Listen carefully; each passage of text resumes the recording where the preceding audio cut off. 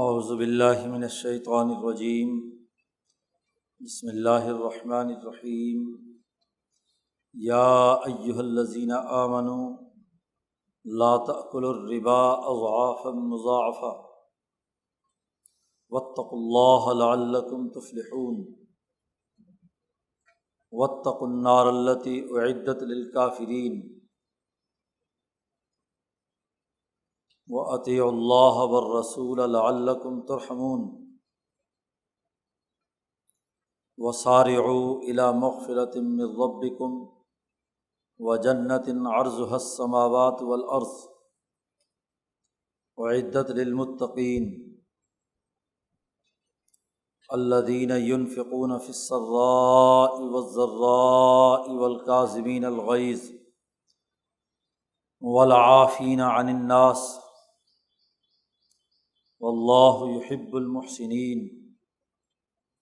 والذین اذا فعلوا فاحشۃ او ظلموا انفسهم ذکروا اللہ فاستغفروا لذنوبہم ومن یغفر الذنوب الا اللہ ولم یصروا علی ما فعلوا وهم یعلمون اولئک جزاؤہم مغفرۃ من ربہم وجنات تجری من تحتها الانہار خالدین فیہا ونعم اجر العاملین قد خلت من قبلکم سنن فسیروا فی الارض فانظروا کیف کان عاقبۃ المکذبین ھذا بیان للناس وہدی وموعظۃ للمتقین ولا تہنوا ولا تحزنوا وانتم الاعلون ان کنتم مؤمنین ان یمسسکم قرح فقد مس القوم قرح مثلہ وتلک الایام نداولها بین الناس ولیعلم اللہ الذین آمنوا ویتخذ منکم شہداء واللہ لا یحب الظالمین ولیمحص اللہ الذین آمنوا ویمحق الکافرین ام حسبتم ان تدخلوا الجنہ ولما یعلم اللہ الذین جاہدوا منکم ویعلم الصابرین وَلَقَدْ كُنْتُمْ تَمَنَّوْنَ الْمَوْتَ مِنْ قَبْلِ أَنْ تَلْقَوْهُ فَقَدْ رَأَيْتُمُوهُ وَأَنْتُمْ تَنْظُرُونَ صدق اللہ العظیم۔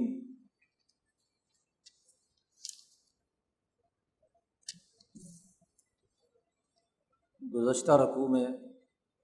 غزوہ احد اور غزوہ بدر سے متعلق امور بیان کیے جا رہے تھے، اور یہ بات واضح کی گئی تھی کہ مسلمانوں سے جو غلطیاں ہوئی ہیں وہ جماعت کے بعض ایسے نادان لوگوں کی طرف سے ہیں جو منافقین کے اثر سے بزدلی کا مظاہرہ کرنے والے تھے۔ نبی اکرم صلی اللہ علیہ وسلم نے تو دونوں غزوات میں پوری طرح نظم و ضبط اور ڈسپلن کے ساتھ ان تمام کی ذمہ داریاں تفویض کی تھی، صحیح جگہ پر ہر ایک کو بٹھا کر جنگی حکمت عملی اور نقشہ بہت عمدہ طریقے سے بنایا تھا، لیکن غلطیاں ہوئیں اور ان غلطیوں کی وجہ سے غزوہ احد میں کچھ وقت کے لیے شکست ہوئی۔ 70 صحابہ شہید ہوئے۔ حضرت حمزہ رضی اللہ تعالیٰ عنہ جو حضور کے چچا تھے، دشمنوں نے ان کا مسئلہ بھی کیا، اور صحابہ کے ساتھ بھی یہی معاملہ ہوا۔ حضرت جابر بن عبداللہ کے والد عبداللہ کے ساتھ بھی۔ اس سے مسلمانوں کو بہت کچھ سیکھنے کا موقع ملا۔ جنگ میں ہار جیت ہوتی رہتی ہے۔ اس رکوع میں مسلمانوں کو تسلی دی جا رہی ہے اور جو کچھ ہوا ہے اس معاملے پر غور و فکر کرنے، اپنی غلطیوں سے سیکھنے کا حکم دیا جا رہا ہے۔ اس رکوع کا آغاز سود کی حرمت کے قانون اور ضابطے سے کیا گیا ہے۔ سورۃ البقرہ میں اس کے تفصیلی احکامات آ چکے ہیں کہ سود حرام قرار دیا گیا تھا۔ یہاں اس موقع پر اس آیت کے شان نزول کے حوالے سے یہ بات آئی ہے، حضرت شیخ الہند رحمۃ اللہ علیہ نے اسی کو بیان کیا ہے غزوہ احد کے ساتھ اس کے ربط کا۔ وہ یہ کہ جب حضور صلی اللہ علیہ وسلم کے سامنے 70 صحابہ کی شہداء کی قبریں تیار کی گئیں تو حضور پر ایک کیفیت طاری تھی۔ پہلے تو مرحلے میں حضور صلی اللہ علیہ وسلم نے ان پر بد دعا کرنے کا ارادہ کیا، تو پچھلے رکوع کے آخر میں اللہ نے منع کر دیا کہ لیس لک من الامر شیء، تیرے اختیار میں کچھ نہیں ہے، تم یہ بد دعا نہیں کر سکتے، آپ یہ دعا نہیں کر سکتے۔ اللہ تعالیٰ ممکن ہے کہ ان کو توبہ کی توفیق دے دے، یا اللہ چاہے تو ان کو عذاب دے۔ پھر جب شہداء کو دیکھ کر حضور کی کیفیت متغیر ہوئی تو حضور صلی اللہ علیہ وسلم نے وہاں کھڑے ہو کر یہ بات فرمائی کہ انشاءاللہ آئندہ جنگ میں ہم اپنے ایک ایک شہید کے بدلے میں ان کے 2 لوگ قتل کریں گے، تو ڈبل اور دگنا کام ہوگا۔ تو اس تناظر میں یہاں سود کا جو معاملہ وہاں چل رہا تھا مدینہ میں یہودیوں کی طرف سے بالخصوص، جس کی وجہ سے شکست کے بہت سارے پہلو سامنے آئے کہ وہ یہودی جو منافقانہ طور پر مسلمان ہو چکے تھے، ان کی سود خوری کے اثرات مسلمانوں پر بھی مرتب ہوئے، اور وہاں کا جو سود لینے کا لین دین اور رواج تھا وہ سود مرکب کا تھا، اضعافا مضاعفہ۔ ایک مدت گزرنے کے بعد اگر وہ سود نہ دے سکتا قرضہ لینے والا تو اس قرضے کو ڈبل کر دیتے، سود ڈبل ہو جاتا۔ پھر اس طرح بڑھتے بڑھتے وہ ظاہر ہے غریب آدمی، اس سے دیا جانا بہت مشکل پیسہ، تو وہ ہوتے ہوتے اس کی ساری جائیداد قرق ہو جاتی۔ تو سود مرکب ہی کا رواج تھا۔ اس لیے اسی تناظر میں ایک تو نبی اکرم صلی اللہ علیہ وسلم سے یہ بات کہی گئی کہ شہیدوں کے بدلے میں ڈبل کا تصور جو ہے وہ آپ نہ اختیار کریں اشارتاً۔ اور دوسرا یہ کہ یہ جو سود ہے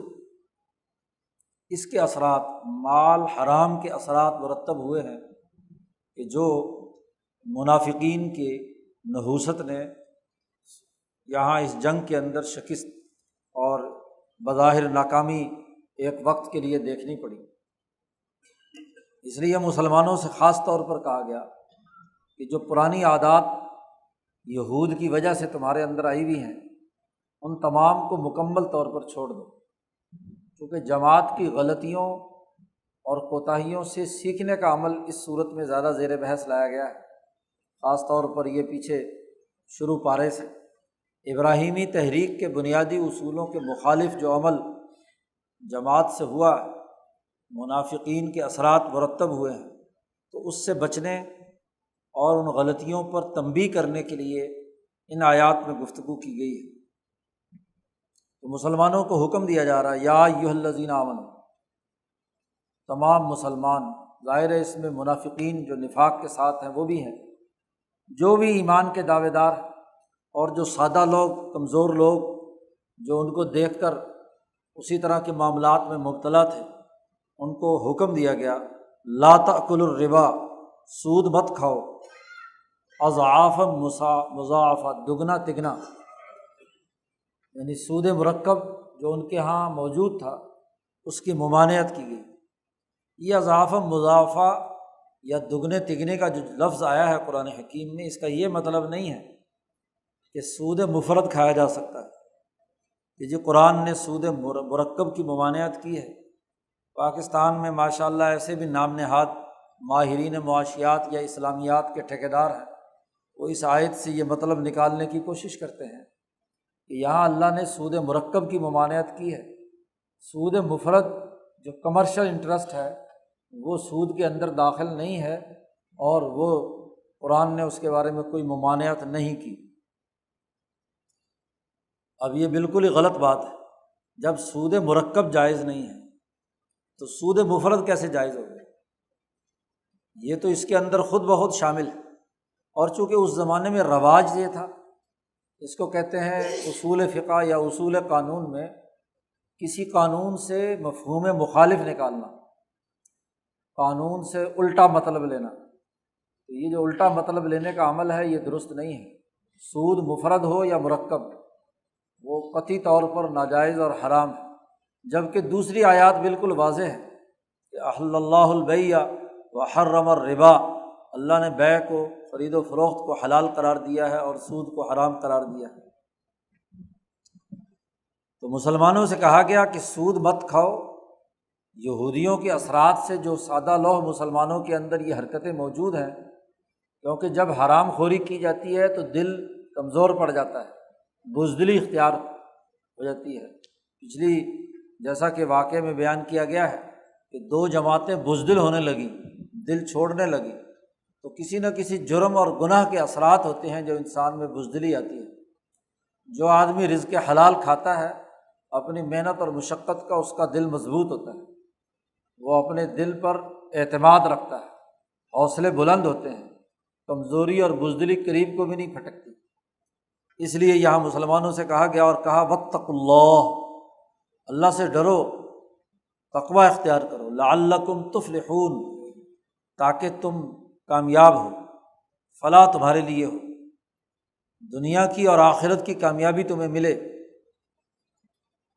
کہا جا رہا ہے واتقوا النار التی اعدت للکافرین، بچو اس آگ سے جو کافروں کے لیے تیار کی گئی ہے۔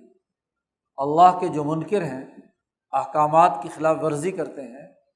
انسانیت دشمنی یا سرمایہ پرستی اور سود خوری کے مرض میں مبتلا ہیں، ان کے لیے جہنم تیار کی گئی ہے، تم اس جہنم سے بچو۔ جہنم دراصل انہی کی بداعمالیوں کی سزا ہے۔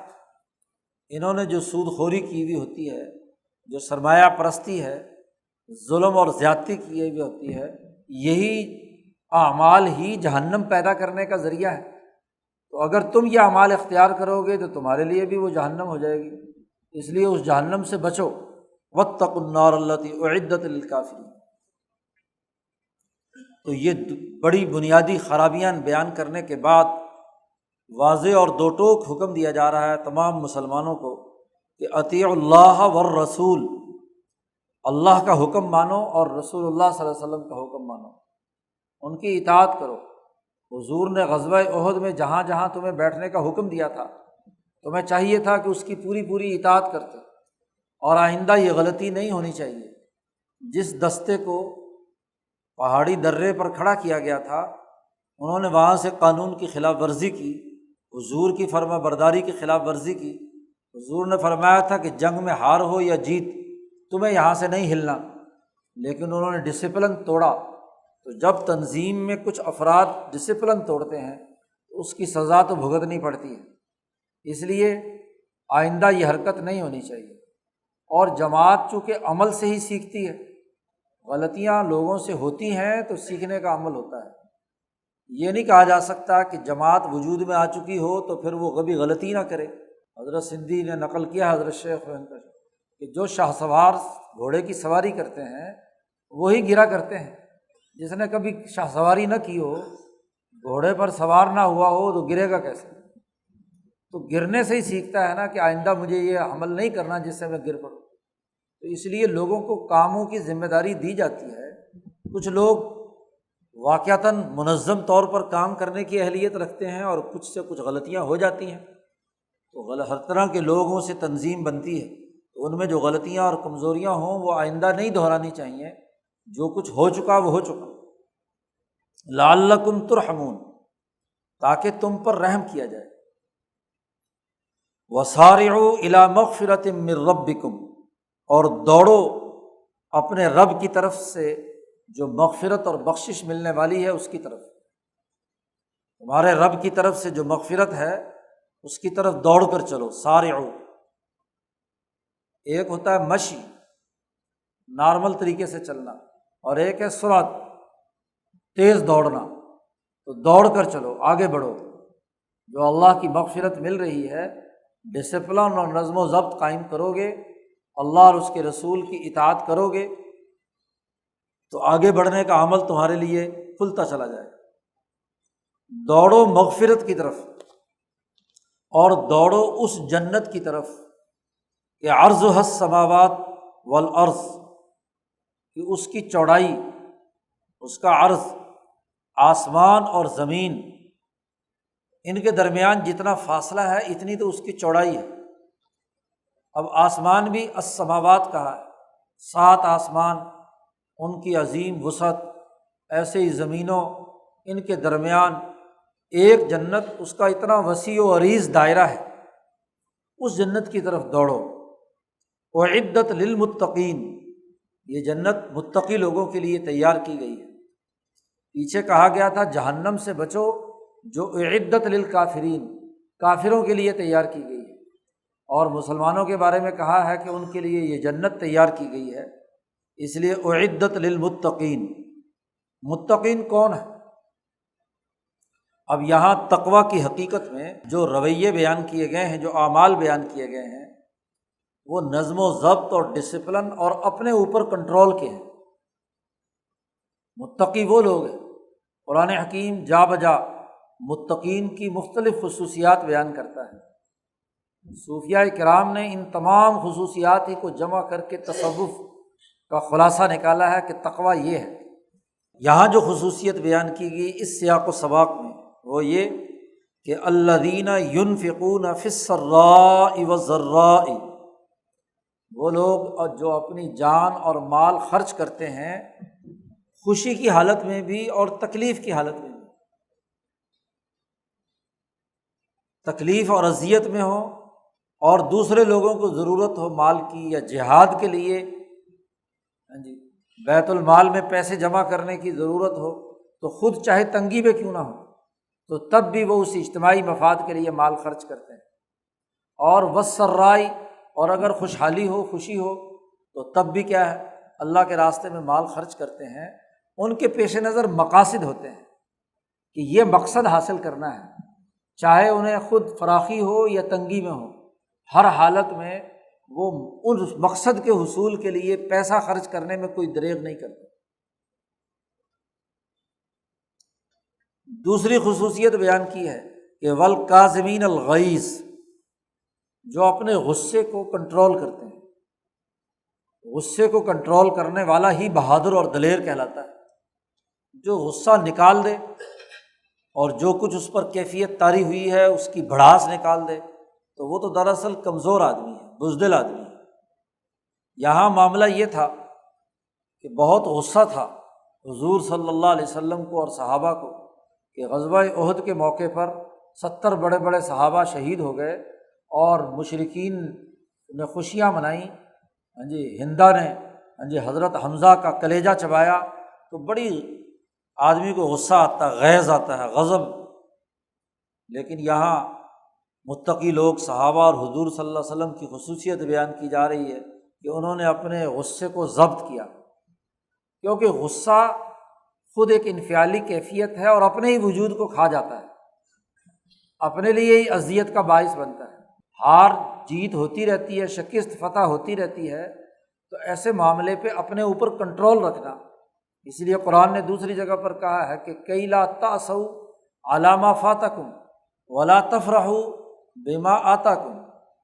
کہ تم سے کوئی چیز اگر فوت ہو جائے تو تم مایوسی کے گڑھے میں مت چلے جاؤ، اور اگر کوئی چیز مل جائے تو اتنا نہ اتراؤ، خوشی سے پھولے نہ سماؤ کہ پاؤں زمین پر نہ ٹکے۔ یہ دو انتہائیں ہیں۔ اعتدال کی حالت یہ ہے کہ جو ضبط اپنے اندر کنٹرول پیدا کرو، غصہ جو نہیں پی سکتا وہ اپنے آپ کو دشمن کے مقابلے پہ صحیح حکمت عملی نہیں بنا سکتا۔ غصے کی حالت میں تو حکمت عملی بھی صحیح نہیں بنتی، طریقہ کار بھی صحیح اختیار نہیں کیا جا سکتا، نظم و ضبط اور ڈسپلن بھی قائم نہیں رہتا۔ اس لیے کاظمین الغیظ، متقی وہ لوگ ہیں جو اپنے غصے کو پی جائیں، اور والعافین عن الناس، اور لوگوں سے درگزر کریں، لوگوں سے درگزر کریں۔ خاص طور پر قائدین اور لیڈروں کے لیے یہ بڑی ضروری ہے۔ جو ان کے ماتحت ممبران ہوتے ہیں، غلطیاں ان سے ہوتی ہیں، کوتاہیاں ہوتی ہیں، تو وہاں اگر غصہ نکالنا، بڑھاس نکالی جائے اور ان کو نظر انداز اور معاف نہ کیا جائے تو یہ بہت بڑی خرابی کی بات ہے۔ مقصد تو وہ ہدف تھا جو حاصل کرنا تھا اجتماعی طور پر۔ غلطیاں انسانوں سے ہوتی ہیں، اگر اس غلطی پر اتنی زیادہ شدت کے ساتھ ان کی خبر لی جائے تو اس کے نتیجے میں وہ بددل ہو جائیں گے اور جو اجتماعیت ہے وہ ٹوٹ جائے گی۔ اب حضور اقدس صلی اللہ علیہ وسلم کو ان لوگوں پر بڑا غصہ تھا کہ جن لوگوں نے وہ ڈسپلن توڑا، جن آدمیوں 50 آدمیوں کی غلط حرکت کی وجہ سے دشمن نے وہاں سے یلغار کی اور اس کے نتیجے میں شکست، فتح جو ہے وہ شکست میں بدل رہی ہے۔ تو اس وقت قائد اور لیڈر کا اپنے آپ کو کنٹرول میں رکھنا اور غلطی والوں سے غلطی کو نظر انداز کرنا۔ والعافین عن الناس، لوگوں کو معاف کر دیتے ہیں، ایک تو ان سے بھی، اور دوسرا حضور صلی اللہ علیہ وسلم نے اس غضب کی حالت میں آپ نے ارادہ فرمایا تھا کہ ابو سفیان اور جو مشرکین مکہ کا لشکر ہے اس کے خلاف بد دعا کی جائے، اس کو اس کے لیے اللہ سے کیا ہے کہا جائے کہ ان کو سزا دے۔ تو وہاں چونکہ حضور اللہ نے منع کر دیا تو اس لیے آپ صلی اللہ علیہ وسلم نے معاف کر دیا، نظر انداز کیا۔ تو نظم و ضبط اور ڈسپلن میں تقویٰ کے لیے لازمی اور ضروری ہے کہ چھوٹوں کی غلطیاں معاف کی جائیں۔ والعافین عن الناس، لوگوں کو معاف کر دیتے ہیں۔ غلطیاں انسانوں سے ہوتی ہیں تو اس پر اتنی گرفت کرنا کہ جس سے وہ کام ہی چھوٹ جائے، اس کا نتیجہ یہ ہوتا ہے کہ وہ جو ماتحت آدمی ہے وہ سرے سے کام ہی نہیں کرتا آئندہ۔ تو اس کو کاموں کی طرف لگائے رکھنا اور جو غلطی ہوئی ہے اس کو سکھا دینا کہ بھائی آئندہ ایسا کام نہیں ہونا چاہیے، یہ متقی لوگ۔ واللہ یحب المحسنین، اور اللہ تعالیٰ نیکی کرنے والوں کو، احسان کرنے والوں کو محبوب رکھتا ہے، پسند کرتا ہے۔ یہ جو لوگوں کے ساتھ حسن سلوک سے پیش آتے ہیں، مال خرچ کرتے ہیں، اپنے غصے پر کنٹرول رکھتے ہیں، لوگوں کی غلطیوں سے درگزر کرتے ہیں، یہ محسنین ہیں۔ ایک طرف تو قائدین اور لیڈروں سے یہ بات کہی گئی ہے کہ وہ اپنا غصہ ضبط کریں اور لوگوں سے درگزر کریں۔ اب دوسری طرف جو ٹیم ممبران ہیں جن سے غلطیاں ہوئی ہیں، ان کو قرآن حکیم اگلی ہدایت دے رہا ہے کہ والذین اذا فعلوا فاحشۃ او ظلموا انفسہم، وہ لوگ جن سے کوئی ایسا عمل سرزد ہو گیا جو اجتماعیت کو نقصان پہنچانے والا تھا۔ ظاہر ہے ان 50 آدمیوں کی غلطی کی سزا 700 مسلمانوں کو بشمول حضور صلی اللہ علیہ وسلم کو زخمی ہونے کی حالت میں، آپ کا خون بہنے کی صورت میں ظاہر ہو رہی تھی۔ فاحشہ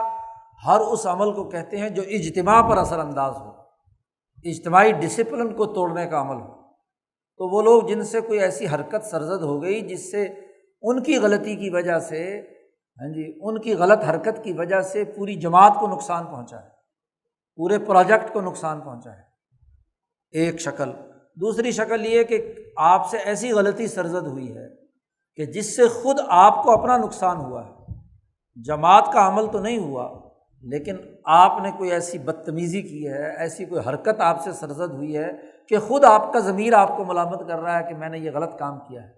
گو اجتماعی طور پر اگرچہ اس کا نقصان نہیں بھی ہے، بعض غلطیاں، کمزوریاں یا افعال ایسے بھی ہوتے ہیں کہ ضمیر ملامت کرتا ہے، خواہ وہ آپ نے تنہائی میں کیا ہو یا آپ نے اپنے آپ کو نقصان پہنچانے کے حوالے سے کوئی غلط کام کیا ہو۔ ظلموا انفسہم، جنہوں نے اپنے اوپر ظلم کیا، تو اب ان کے لیے کیا طریقہ ہے؟ تو ٹیم ممبران کے لیے ضروری ہے کہ ان سے اگر غلطی ہوئی ہے تو ذکر اللہ، وہ اللہ کا ذکر کریں، فاستغفروا لذنوبہم، اور اپنے گناہوں کی معافی مانگیں اللہ سے کہ ہم سے یہ غلطی ہو گئی ہے۔ استغفار کہتے ہیں کسی بھی غلطی سے سیکھ کر توبہ کر کے آئندہ غلطی نہ کرنے کا عزم کرنا۔ یہ نہیں کہ زبان سے تو استغفار کر رہا ہے اور غلطیوں پہ غلطیاں کرتا جا رہا ہے، استغفار کے نتیجے میں پچھلی بات جو ہے اس کو اللہ سے درخواست کرنا کہ اس کو نظر انداز کر دیا جائے، معاف کر دیا جائے، اور آئندہ میں یہ عزم اور ارادہ کرتا ہوں کہ ایسا کوئی فعل اور عمل نہیں کروں گا جس سے جماعت کی اجتماعیت کو نقصان پہنچے یا خود مجھے نقصان پہنچے۔ ذکر اللہ، اللہ کو یاد کریں، فاستغفروا لذنوبہم، اور اپنے گناہوں کی معافی مانگے، اور ومن یغفر الذنوب الا اللہ، کون ہے گناہوں کو معاف کرنے والا سوائے اللہ کے، تو اس لیے اللہ کی طرف رجوع کریں۔ اور پھر ان لوگوں سے یہ بھی کہا جا رہا ہے کہ جن سے ایسی کوئی غلطی سرزد ہوئی ہے جس سے جماعت یا اجتماعیت کو نقصان پہنچا ہے، تو ولم یصروا علی ما فعلوا، ایک تو اللہ سے استغفار مانگے،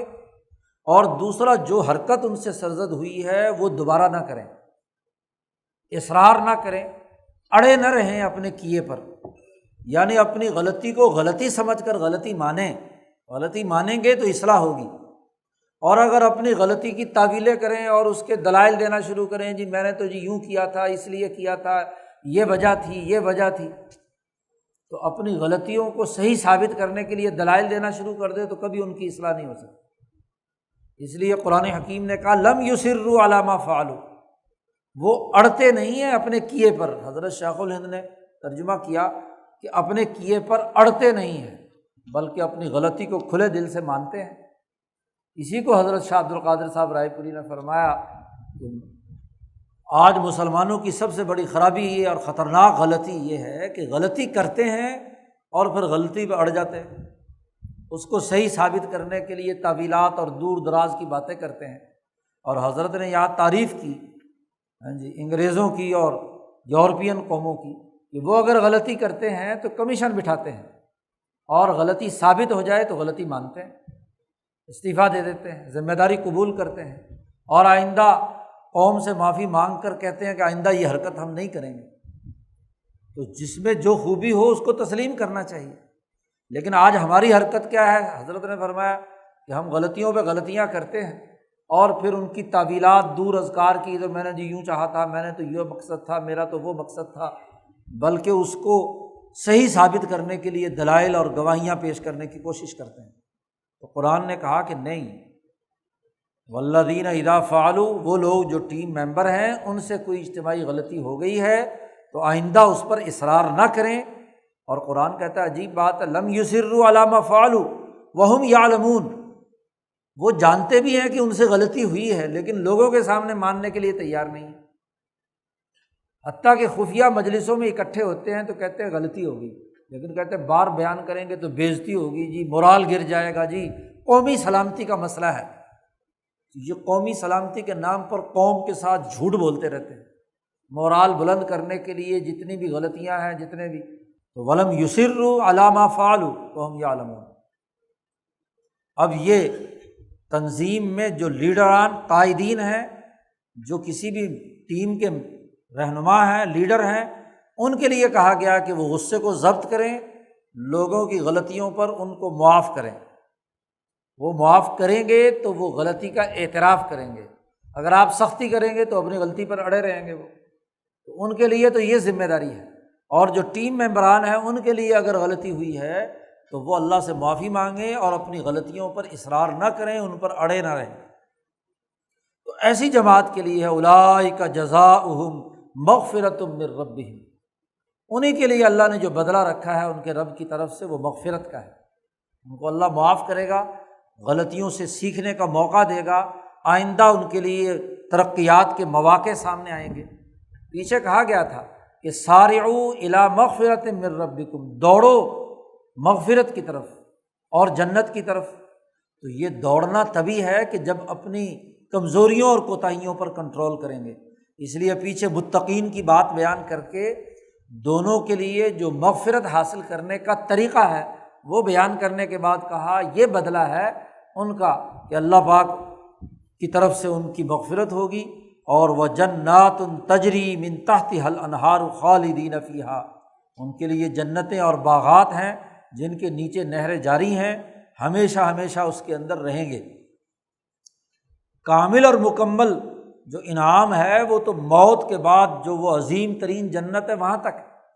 لیکن جب لوگ اپنی غلطیوں سے سیکھ کر اپنی اجتماعیت کو پورے نظم و ضبط کے ساتھ اختیار کر لیتے ہیں تو دنیا بھی ان کے لیے جنت بنتی ہے۔ اسی کو قرآن حکیم نے کہا ضرب اللہ مثلا قریۃ کانت آمنۃ مطمئنۃ، مثالی معاشرہ وہ ہے کہ جو عدل و انصاف قائم کرنے والے جب ایسی جد و جہد کرتے ہیں تو ان کی سوسائٹی پر امن ہوتی ہے۔ جنت میں کیا ہے؟ امن ہی ہوگا نا، سکون ہوگا، مطمئن زندگی ہوگی۔ وہاں بھی کہا رزق وافر مقدار میں دیا جائے گا، اور یہاں بھی کہا ہے کہ مطمئنۃ یأتیہا رزقہا رغدا من کل مکان۔ تو ان کے لیے دنیا کی جنت اس محدود دائرے کے اندر جتنی بھی ممکن ہوگی وہ انہیں حاصل ہوگی، اور آخرت کی جنت تو ہمیشہ ہمیشہ کے لیے ہے۔ اب خلافت راشدہ نے، صحابہ کی اسی جماعت نے جس نے غلطیوں سے سیکھا اور اس کے بعد پورے کے پورے حجاز کے اندر دین کا غلبہ ہوا، پوری دنیا میں ہوا، اتنی خوشحالی پیدا ہوئی کہ زکوٰۃ دینے والے ہیں، لینے والا کوئی نہیں، تو یہ دنیا کو جنت بنایا، اور اس کے نتیجے میں آخرت کی جنت بھی ان کے لیے ہے۔ وَنِعْمَ أَجْرُ الْعَامِلِينَ، یہ کام کرنے والوں کا بہت اچھی مزدوری ہے۔ اس جماعت نے جو اچھا کام کیا ہے انسانیت کی بھلائی کا، انسانیت کی ترقی کا، تو اس کا اچھا بدلہ اللہ تعالیٰ نے ان کو دیا ہے۔ یہ پورا واقعہ بیان غزوہ احد اور بدر اور اس کے اسباب فتح و شکست پر غور و فکر کی دعوت دے کر، اور اس میں جہاں کمیاں کوتاہیاں اور کمزوریاں ہوئی ہیں ان کو دور کرنے کا طریقہ بتلانے کے بعد قرآن حکیم نے کہا کہ قد خلت من قبلکم سنن، تم سے پہلی قوموں میں بھی یہ طریقہ کار جاری رہا ہے، تمہارے سے پہلے بھی ایسے بڑے بڑے واقعات ہوئے ہیں کہ وہاں بھی جماعتوں سے غلطیاں ہوئیں، جماعتوں نے سیکھا، جماعتیں ترقی کر گئیں، ہاں جی، جیسے موسیٰ علیہ السلام کی جماعت سے کتنی غلطیاں ہوئیں، لیکن انہوں نے آہستہ آہستہ سیکھ کر دوبارہ قوم عمالقہ کو یوشع بن نون کی قیادت میں شکست دی اور بیت المقدس پر اپنی حکمرانی قائم کی۔ یوسف علیہ السلام اور ان کے بھائیوں سے یوسف کے بارے میں خاص طور پر کتنی غلطیاں ہوئیں، لیکن جب یہ پوری جماعت مصر پہنچی ہے اور یوسف علیہ السلام کی سربراہی میں وہاں حکومت قائم ہوئی تو کتنی ترقیات حاصل ہوئیں۔ تو پچھلے امتوں کے بہت سے واقعات ہیں، تو مسلمانوں سے کہا جا رہا ہے کہ تم بھی ان واقعات کو سامنے رکھ کر غور و فکر کرو، سیکھو۔ انسان گزشتہ قوموں کی تاریخ سے سیکھتا ہے، واقعات کا تحلیل و تجزیہ کرتا ہے تو اپنے تمام معاملات سمجھ میں آنا شروع ہو جاتے ہیں، کیونکہ تاریخ اپنے آپ کو دہرا رہی ہوتی ہے۔ تو جب دہرا رہی ہوتی ہے تو ایسے موقع پر کیا کرنا چاہیے، اولو العزم اور جرأت مند لوگ اس موقع پر کیا کرتے رہے ہیں۔ اس لیے قرآن نے کہا فسیروا فی الارض، زمین میں سیر کرو، زمین میں چلو پھرو، دنیا بھر معاشرے دیکھو، اور وہاں دیکھو کہ فانظروا کیف کان عاقبۃ المکذبین، جھٹلانے والے لوگوں کا کیا انجام ہوا، جنہوں نے سچائی کو جھٹلایا، جنہوں نے ڈسپلن کو توڑا، جنہوں نے انسان دشمنی اور اللہ کے ساتھ اللہ کا انکار کیا، تو ان کے ساتھ کیا معاملہ ہوا ہے، ذرا اس کا نظارہ کرو۔ یہ قوم عاد و ثمود کے بڑے بڑے محلات تمہارے قریب ہی ہیں، یہ حجاز کے اندر، ہاں جی، آج تو سعودی عرب نے وہ کھول دیے، بڑے بڑے تمام پہاڑوں کو کھود کر جو خوبصورت مکان بناتے تھے، ہاں جی، قوم عاد و ثمود کے وہ کھنڈرات ابھی بھی موجود ہیں، دیکھو ان مکذبین کا انجام کیا ہوا۔ قرآن کہتا ہے کہ جتنی باتیں ہم نے پیچھے بیان کی ہیں، ھذا بیان للناس، یہ انسانیت کے لیے بیان ہے، واضح اور دو ٹوک نشانیاں ہیں، انسانوں کو اس سے سیکھنے کا بڑا موقع ملتا ہے۔ وہدن، اور یہ ہدایت ہم نے بیان کی ہے، وموعظۃ للمتقین، اور تقوی اختیار کرنے والوں کے لیے نصیحت ہے۔ متقی لوگوں کے لیے ان باتوں میں سوچنے سمجھنے کے بڑے مواقع ہیں۔ ہر دور میں آنے والی انقلابی جماعت وہ ان آیات سے نصیحت حاصل کر کے اپنی اجتماعیت کو درست کر سکتی ہے۔ جو جس سطح کی ذمہ داری پر ہو اس کو اپنی سطح کی ذمہ داریوں کے امور جو ہے سیکھنے کا موقع ملے گا۔ تو اس وقت غصے کو کنٹرول کرو، غلطیوں پر توبہ کرو، غلطی کو غلطی مانو، اور آگے بڑھ کر حوصلے کے ساتھ دشمن کا مقابلہ کرو۔ ولا تہنوا ولا تحزنوا، سست مت ہو اور غم میں مبتلا مت ہو۔ 70 صحابہ شہید ہو گئے، اب ان کا غم دل کو لگا کر بیٹھ جاؤ تو آگے جنگ مقابلہ کیسے ہوگا؟ ہاں جی، اور پھر دشمن کی ظاہری طور پر وقتی فتح کو دیکھ کر مورال گر جائے اور کمزوری اور بزدلی اختیار کرنے لگ جاؤ، سست پڑ جاؤ، یہ بھی درست نہیں۔ صحابہ کہتے ہیں کہ جیسے ہی یہ ساری خالد بن ولید نے اس درے سے ابو سفیان کی طرف سے حملہ کیا تھا اور مسلمان تتر بتر ہو گئے، بڑی ادھر ادھر، کچھ لوگ بھاگ گئے، کچھ سوائے حضور کے ساتھ چند لوگوں کے باقی سب ادھر ادھر نکل گئے، اس وقت یہ آیت نازل ہوتی ہے۔ اور جیسے ہی حضور صلی اللہ علیہ وسلم پر یہ آیت نازل ہوتی ہے تو صحابہ کہتے ہیں کہ ہمارے یعنی کوئی ایسی کیفیت تھی کہ یہ آیت ہمیں سنائی دے رہی تھی، ہمارا دل بول رہا تھا اللہ کی طرف سے کیا ہے، گویا کہ ہمارے تمام جو دوڑ بھی رہے تھے، خوف سے بھاگ بھی رہے تھے، جو سستی بھی تھی، جن پر غم کا پہاڑ طاری تھا کہ ہمارے طاقتور لوگ حمزہ اور عبداللہ جیسے شہید ہو گئے، تو ان تمام کے بارے میں ہم غم میں مبتلا تھے۔ تو فوری طور پر جیسے کوئی ہمارے دل سے پکار نکل رہی ہے کہ لا تہنوا ولا تحزنوا، نہ سست پڑو اور نہ غم کرو، وانتم الاعلون ان کنتم مؤمنین، اگر تم اللہ پر ایمان رکھتے ہو تو تم ہی غالب آؤ گے۔ تو جیسے ہی ہمارے دلوں کے اندر یہ آیت، ہاں جی، یہ حکم جو ہے ہمیں سنائی دیا تو فوراً ہر آدمی اپنی اپنی جگہ پر قائم ہو گیا، سستی اور کاہلی چھوڑ دی، غم بھلا دیا، اثر نو جرأت اور ہمت لوٹ آئی، اور ہم دوبارہ پھر کیا ہے اکٹھا ہونا شروع ہو گئے، اور مورال بلند ہوا کہ انتم الاعلون، تم ہی غالب آؤ گے۔ قوموں کی تاریخ اٹھا کر دیکھو تو جیسے یہ ہمیں محسوس ہوا تو ہم سب جی اپنے اپنی جگہ پر پھر حضور کے ساتھ کوشش کر کے سب لوگ جمع ہوئے، اور پھر یک بارگی ہاں جی ابو سفیان کا وہ لشکر جس کے ساتھ خالد بن ولید بھی جا کر مل گئے تھے، تو اس پورے لشکر پر ہاں جی یہ پوری صحابہ کی یہ جماعت ٹوٹ پڑی اور دوبارہ انہیں شکست دے کر بھگایا۔ تو بنیادی قانون اور ضابطہ بیان کیا ہے کہ اگر دشمن کو کسی موقع پر فتح حاصل ہو بھی رہی ہو اور آپ کو شکست ہو رہی ہو تو سست نہیں پڑنا اور اس کے غم میں مبتلا نہیں ہونا، بلکہ عقل کو اپنی کنٹرول کر کے غلبے کا دستیاب معروضی صورتحال میں نتائج کی طرف متوجہ ہونا ہے کہ ہم اس دستیاب صورتحال میں کہاں سے کس جگہ پر دشمن کو شکست دے کر ہاں جی اس کا مقابلہ کر سکتے ہیں۔ کیونکہ حزن اور غم ایک ایسی کیفیت ہے جو انسان کی جو کارکردگی ہے اس کو متاثر کرتی ہے، اس کا ذہن معوف ہو جاتا ہے اور اعضاء کام کرنے سے انکار کر دیتے ہیں۔ تو حزن کی اور غم کی اس کیفیت کو دور پھینک دو، اور یہ جو سستی اور کوتاہی ہاں جی مورال گر رہا ہے اس کو بھی ایک طرف دور کر دو۔ ذرا سوچو،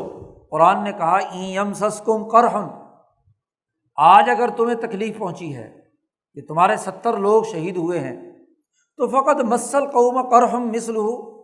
پچھلے سال بدر میں تو بھی تم نے ان کے 70 آدمی قتل کیے تھے، تو یہ تو عدلے کا بدلہ زیادہ ذرا برابر ہی معاملہ ہوا ہے، تو تم ابھی سے کیا ہے سست پڑ گئے، ابھی سے غم میں مبتلا ہو گئے۔ ان یمسسکم قرح، اگر آج تم کو زخم پہنچا ہے، تمہارے دل پر گھاؤ لگا ہے کہ تمہاری ہاں جی ایک تربیت یافتہ 70 آدمیوں کی فورس جو ہے وہ شہید ہو گئی، تو فقط مس القوم قرح مثلہ، ہاں جی تو پہنچ چکا ہے ان کو بھی، اس قوم کو بھی زخم پہنچ چکا ہے اس جیسا پچھلے سال۔ اب یہ مطلب نہیں کہ جس کو ایک دفعہ فتح ملے تو ہر حال میں بس فتح ہی فتح ہوتی رہے، ہاں جی پھر جنگ کیا ہوئی، دشمن سے مقابلہ کیا ہوا، امتحان کیا ہوا کہ پہلے سے ہی سب کو کہا جائے کہ جی بس تم پاس ہو، تو مقابلہ تو نہیں ہے۔ مقابلہ تو وہی ہے کہ ہار جیت ہوتی رہتی ہے، اور ہار کے موقع پر اپنے دل کو مضبوط رکھ کر مقابلے کی حکمت عملی بنانا، یہی تو کیا ہے جماعت کی بقا کا راز ہوتا ہے۔ جیتی ہوئی فتح پر تو ہر آدمی خوشی مناتا ہے، اس کا معاملہ کیا ہے؟ قرآن کہتا ہے وَتِلْكَ الْأَيَّامُ نُدَاوِلُهَا بَيْنَ النَّاسِ، یہ دن اللہ جو ہے لوگوں کے درمیان عدلتا بدلتا رہتا ہے، کل تمہاری فتح ہوئی تھی، آج ان کی فتح ہو گئی، تو یہ تغیر و تبدل اس دنیا میں جاری ہے، دن بدلتے رہتے ہیں۔ تو آج دن بدل گئے ہیں تو اس کا یہ مطلب نہیں کہ تم سست ہو کر بیٹھ جاؤ، غفلت کی حالت میں ہو جاؤ۔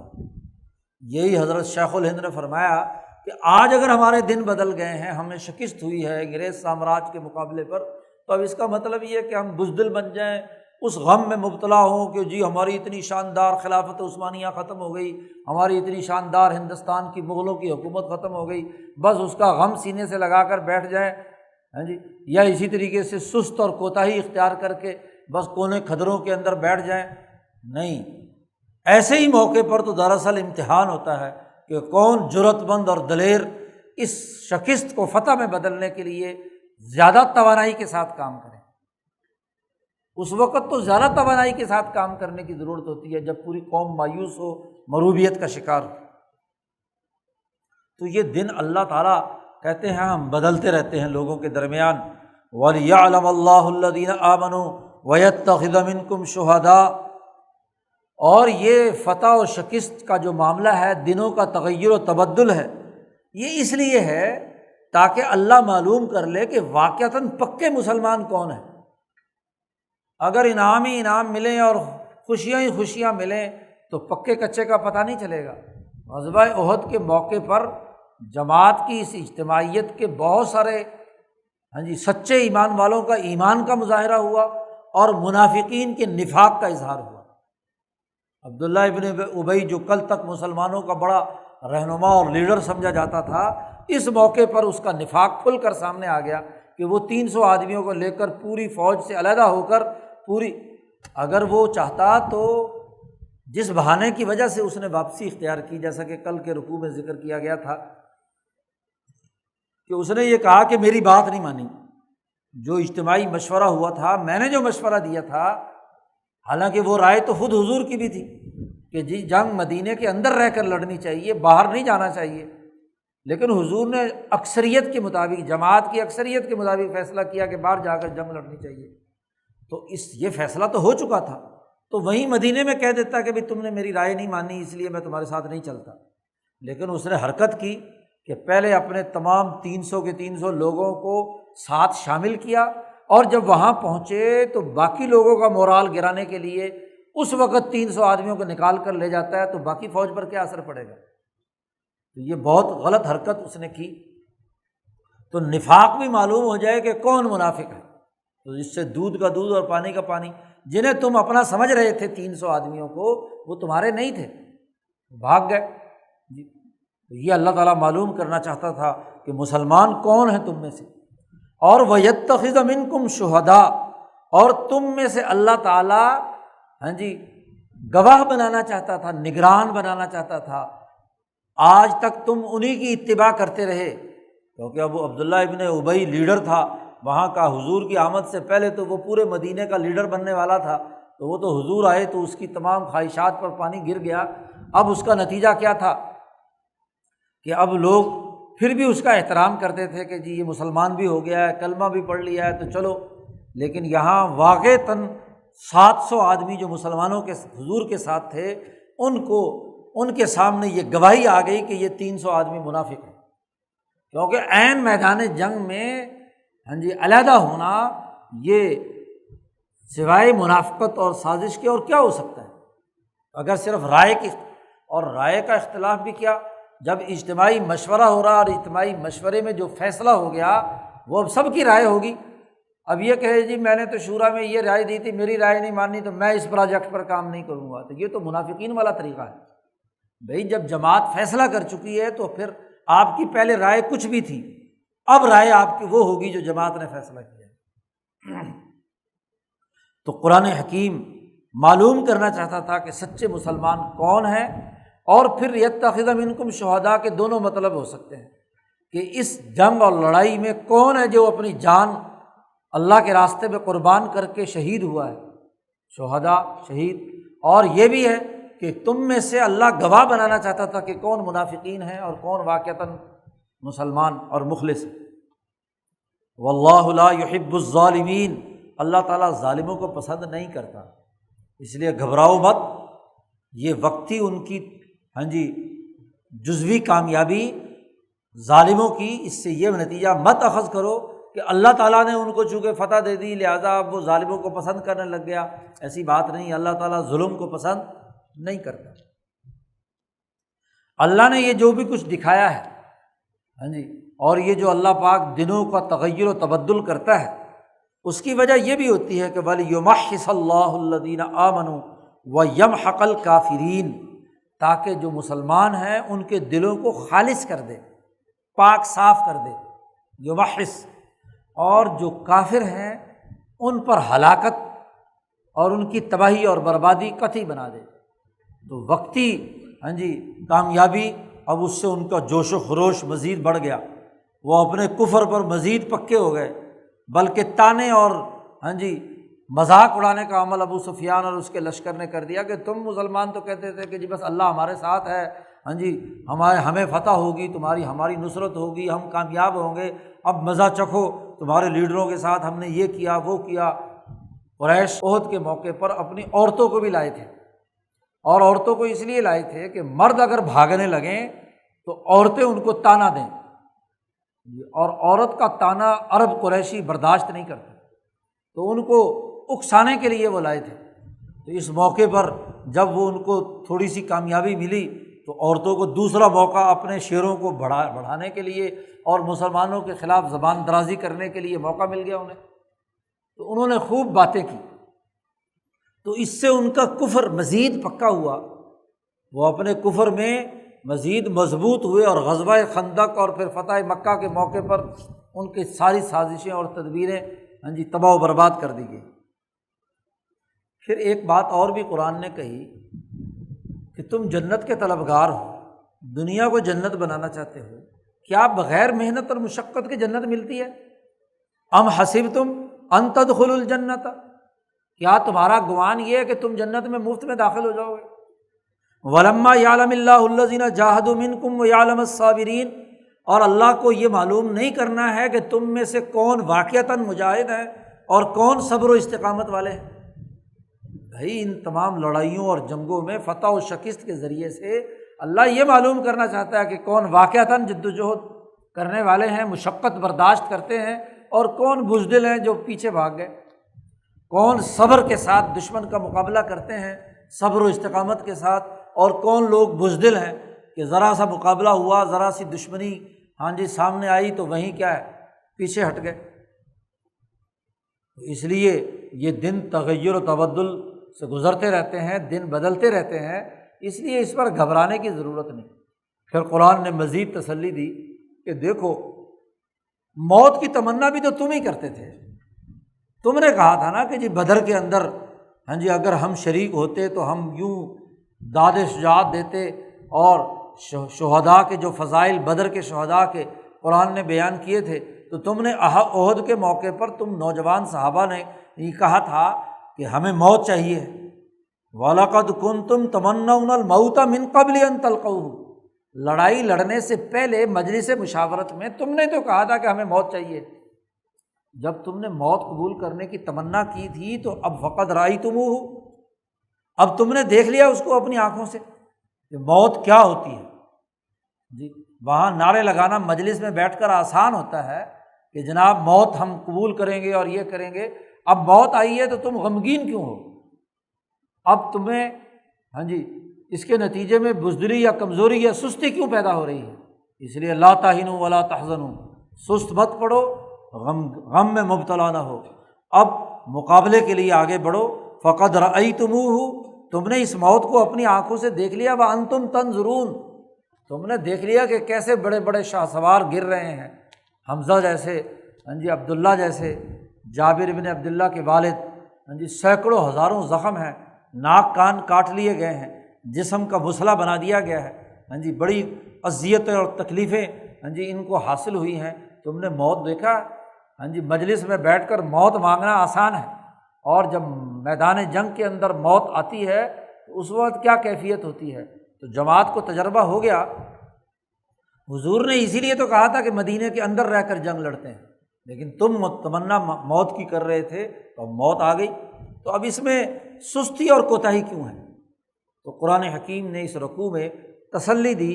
کہ بھائی یہ دنوں کا تغیر و تبدل ہوتا رہتا ہے، جماعتوں کی پختگی اسی سے ہوتی ہے، اپنی غلطیوں سے سیکھنے کی ضرورت ہے، آئندہ ان غلطیوں کو نہ دہرانے اور صحیح سمت میں کام کرنے کی ضرورت ہے۔ تو یہ اس رکوع میں غزوہ احد کے بعد کے جو اثرات ہیں، بعد از جنگ جماعت کے جو تحلیل و تجزیے کا عمل ہے اور اس میں درست راستے کی بات ہے، وہ قرآن حکیم نے اس رکوع میں بیان کی ہے۔ اللہ تعالی ہمیں قرآن حکیم کو سمجھنے اور عمل کرنے کی توفیق عطا فرمائے۔ اللہم صلی اللہ